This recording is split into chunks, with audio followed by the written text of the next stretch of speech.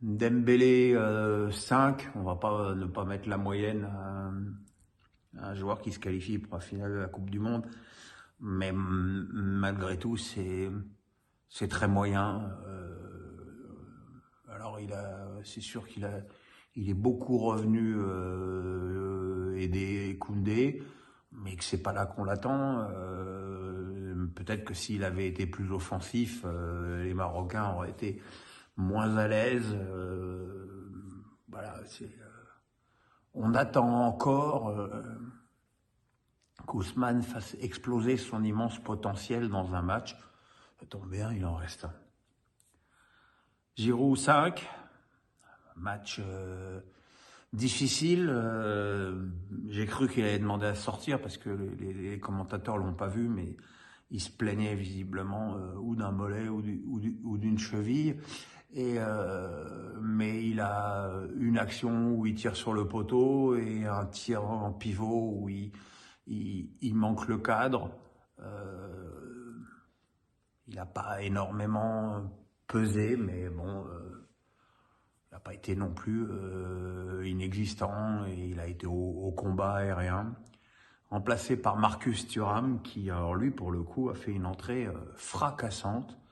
Alors il a évidemment pris la place d'Mbappé sur le côté gauche, mais il a apporté toute sa puissance. Il a la construction du deuxième but et on faudra peut-être compter avec lui pour la finale.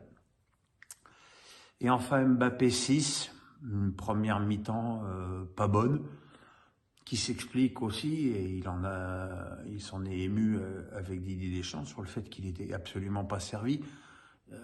Il y a des raisons tactiques très simples à ça, c'est que Théo Hernandez, entre Ziyech et Hakimi, il avait autre chose à faire, et que Griezmann défendait à droite, et donc quand il récupérait le ballon, il était à droite, donc trop loin d'Mbappé, donc il a dû se débrouiller tout seul. Malgré cela, il est à l'origine du premier but de Théo Hernandez avec ses 2 frappes contrées.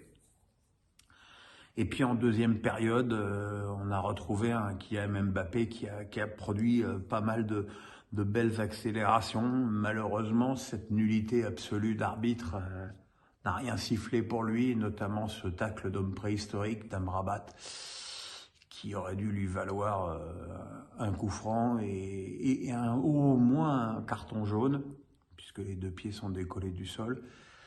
Mais voilà, et puis sur le deuxième but, il fait une belle incursion dans la surface, et puis son tir où ça passe contré arrive à Kolo Muani qui marque. Donc voilà, il est décisif sur les 2 buts. Ça fait 2 matchs qu'il a pas marqué. Et aussi, ça tombe bien, il lui reste encore un.